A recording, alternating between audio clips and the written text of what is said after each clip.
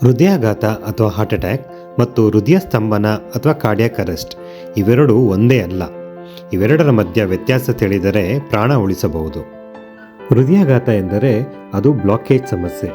ಹೃದಯಕ್ಕೆ ರಕ್ತ ಪೂರೈಕೆ ಮಾಡುವ ರಕ್ತನಾಳದಲ್ಲಿ ಬ್ಲಾಕ್ ಆದಾಗ ಹೃದಯಾಘಾತವು ಸಂಭವಿಸುತ್ತದೆ. ಇಲ್ಲಿ ಹೃದಯ ಬಡಿಯುತ್ತಿರುತ್ತದೆ, ಆದರೆ ಆಮ್ಲಜನಕ ಸಿಗದೆ ಹಸಿವಿನಿಂದ ಇರುತ್ತದೆ.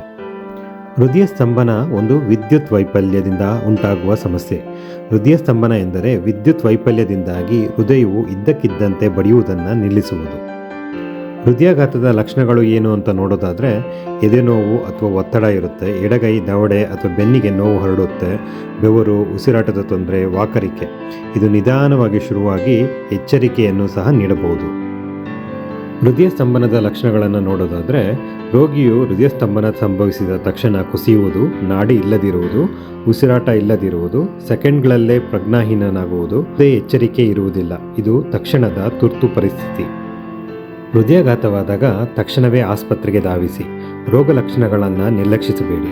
ECG, ಆಂಜಿಯೋಪ್ಲಾಸ್ಟಿ ಅಥವಾ ಔಷಧಿಗಳ ಮೂಲಕ ಹೃದಯದ ಸ್ನಾಯುಗಳನ್ನು ಉಳಿಸಬಹುದು.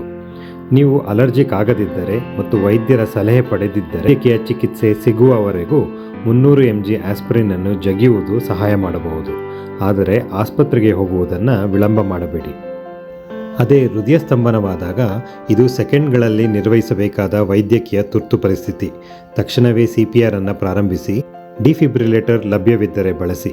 ಪ್ರತಿ ನಿಮಿಷದ ವಿಳಂಬವು ಬದುಕುವ ಸಾಧ್ಯತೆಯನ್ನು 10% ಕಡಿಮೆ ಮಾಡುತ್ತದೆ. ಎರಡನ್ನೂ ಮತ್ತೆ ಹೋಲಿಕೆ ಮಾಡಿ ನೋಡೋದಾದರೆ, ಹೃದಯಾಘಾತ ಅಂದರೆ ರಕ್ತ ಪರಿಚಲನೆಯಲ್ಲಿ ಸಮಸ್ಯೆ, ಹೃದಯ ಸ್ತಂಭನ ಎಂದರೆ ವಿದ್ಯುತ್ ಸಮಸ್ಯೆ. ಹೃದಯಾಘಾತಕ್ಕೆ ಚಿಕಿತ್ಸೆ ನೀಡದಿದ್ದರೆ ಅದು ಹೃದಯ ಸ್ತಂಭನಕ್ಕೂ ಕಾರಣವಾಗಬಹುದು.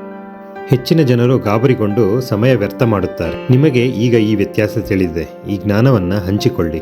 ನೀವು ಯಾರೋ ಒಬ್ಬರ ಜೀವನವನ್ನು ಉಳಿಸಬಹುದು.